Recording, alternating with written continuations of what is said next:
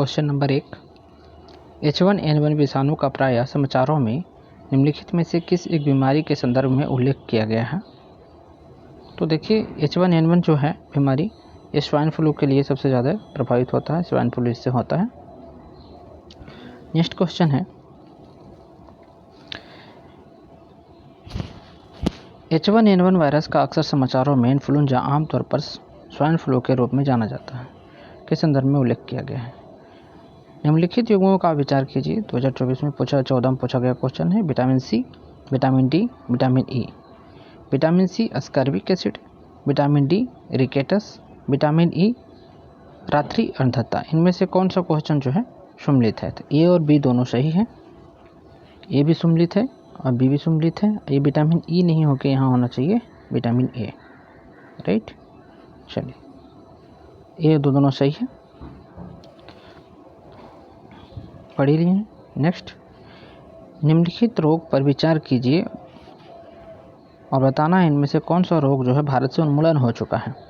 Diphtheria, छोटी माता जिसको चिकन पॉक्स कहा जाता था, चेचक स्मॉल पॉक्स जिसको कहा जाता था, इसमें से कौन सा जो है रोग भारत से उन्मूलन किया जा चुका? इसका सही उत्तर होगा केवल 3, मतलब स्मॉल पॉक्स जो है इसको ख़त्म कर दिया चुका है भारत में।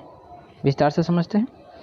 डिप्थीरिया, चिकन पॉक्स और चेचक की सभी बीमारियों संक्रमित रोग है और जो विभिन्न रोगजनक कारकों के कारण होता है। डिप्थीरिया जीवाणु से फैलने के कारण होता है और मुख्य रूप से श्वसन तंत्र से प्रभावित करता है। चिकन पॉक्स जो है जिसे वायरलिक बीमारी कहा जाता है, वेरिकाला के रूप में भी जाना जाता है, वैसिलको जोस्टर वायरस से ये प्रभावित होता है। यह मुख्य रूप से त्वचा को प्रभावित करता है। चेचक जिसे वेरियोलस के नाम से जाना जाता है, वेरियोलस वायरस के कारण होता है और त्वचा और श्वसन तंत्र को प्रभावित करता है। भारत ने अन्य देशों के साथ मिलकर इन बीमारियों को निपटाने के लिए टीकाकरण और रोग नियंत्रण कार्यक्रम स्टार्ट किया। परिणाम स्वरूप 1977 में सोमालिया में अंतिम ज्ञात प्राकृतिक मामले में सामने आया था। चेचक को विश्व स्तर पर मिटा दिया गया है। चिकन पॉक्स को भारत में भी अच्छी तरह से नियंत्रित किया गया है और मामले की संख्या काफ़ी कम है। डिप्थीरिया अभी भी भारत में मौजूद है, लेकिन टीकाकरण और प्रभावी निगरानी रखा जा रहा है। तो इसलिए सिर्फ इसमें सही उत्तर होगा छोटी माता, जो जिसको कहते हैं चेचक, स्मॉल पॉक्स जो है वो आंसर होगा, छोटी माता नहीं होगा। निम्नलिखित बीमारियों में से कौन सी टैटू बनवाने के द्वारा एक व्यक्ति से दूसरे व्यक्ति में संचारित होता है? चिकनगुनिया, ठीक है, यकृत शोथ बी, HIV एड्स। तो कौन सी बीमारी जो है प्रभावित होगा, एक से दूसरे में जाएगा? यकृत शोथ उसी को होता है हेपेटाइटिस बी को कहा जाता है। ये और एड्स दोनों जो है एक दूसरे से संक्रमित बीमारी है, ये टच होने से चला जाएगा। जैसे आप टैटू बनवाते हैं तो टच होती है तो चली जाएगी, ठीक है। चलिए विस्तार से समझते हैं। टैटू बनवाने में हेपेटाइटिस बी और HIV एड्स एक व्यक्ति से दूसरे व्यक्ति में जा सकता है यदि गोदनी की ये उपयोग किए जाने वाले उपकरण को ठीक से विसंक्रमित नहीं किया जाए और यदि कलाकार उचित सुरक्षा प्रोटोकॉल का पालन नहीं करता है तो ये रोग प्रसारित हो सकता है। चिकनगुनिया मच्छरों द्वारा फैलता है और एक विषाणु जनित रोग है, इसलिए गोदने से नहीं फैल सकता है। चिकनगुनिया के बारे में बता रहा है। निम्नलिखित खनिजों पर विचार कीजिए। 2013 का क्वेश्चन है। कैल्शियम, लौह, सोडियम। उपर्युक्त खनिज में से मानव शरीर के पेशियों के संकुचन के लिए कौन सा अति आवश्यक है? अति आवश्यक कौन सा है जो बताना है? शरीर में मांसपेशियों का संकुचन करने के लिए पर्याप्त रूप में मुझे कैल्शियम और सोडियम चाहिए, जिसकी वजह से वो हमें शरीर में संकुचन करने के लिए आवश्यक होता है। आंसर नंबर हो जाएगा सी, ए और 3 दोनों। चलिए नेक्स्ट देखते हैं, इसका विस्तार समझते हैं। कैल्शियम उन एंजाइम को सक्रिय करता है जो आवश्यक हो जो मांसपेशियों को संकुचन करा सकता है।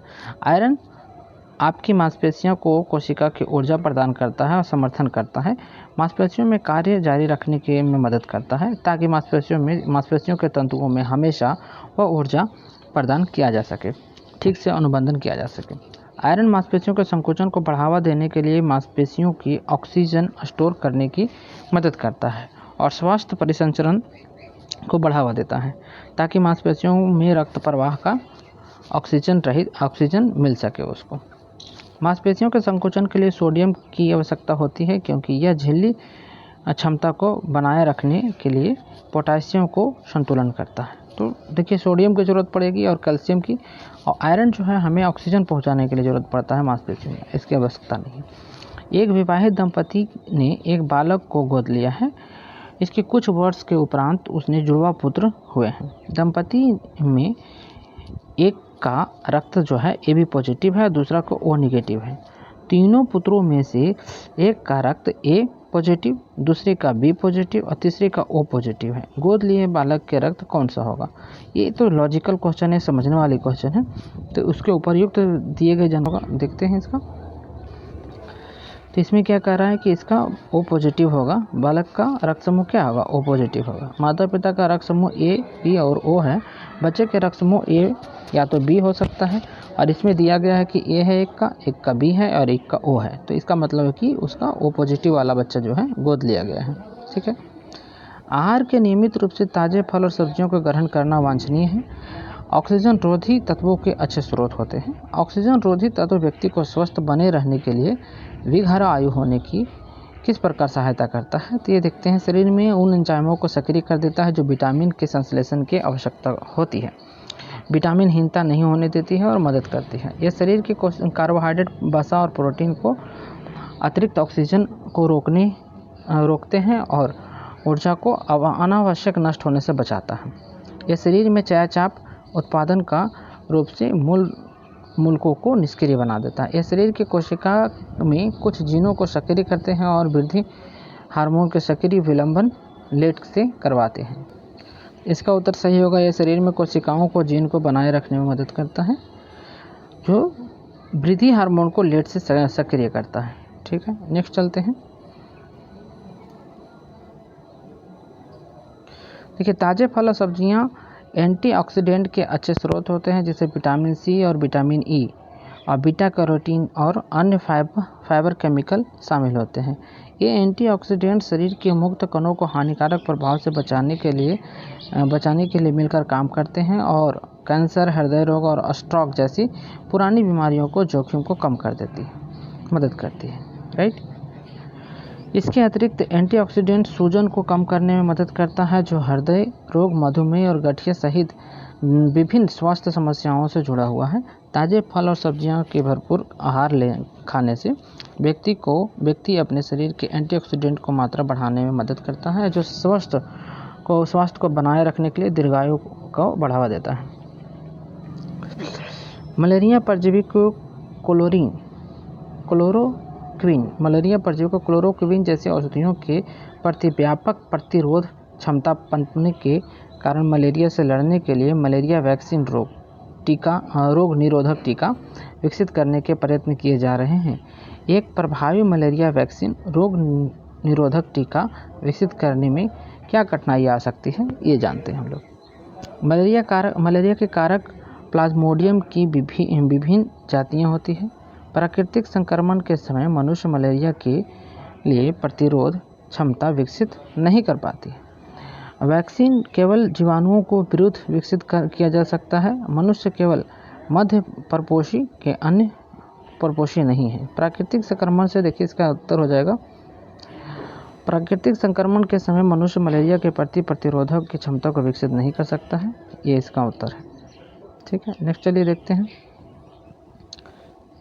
मानव प्रतिरक्षा हानिकारक विषाणु के संचार के माध्यम से निम्नलिखित में से कौन सा कथन सही नहीं है? तो ये कह रहा, स्त्री से पुरुष में संचार की संभावना पुरुष से स्त्री के संचार की तुलना में दुगना होता है। कह रहा स्त्री से पुरुष में, अब पुरुष से स्त्री में संचार के भावना दुगना होता है। तो यही बात सही नहीं है, बाकी सभी सही है इसका उत्तर।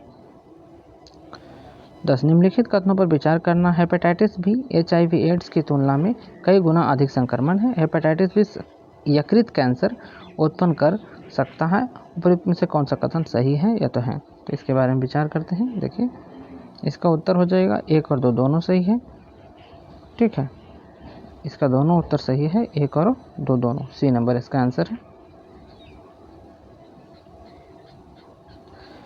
वायु में प्रदूषण कार्बन मोनोऑक्साइड CO के अत्यंत मात्रा में मोचन से मनुष्य के शरीर में ऑक्सीजन आपूर्ति कमी हो जाती है। ठीक है, कमी होने वाली अवस्था उत्पन्न हो जाती है। उस अवस्था किस कारण उत्पन्न होती है? तो इसका है अंतर्वासन में ली गई CO की ऑक्सीजन की तुलना में हीमोग्लोबिन के प्रति कहीं अधिक बंधता होना।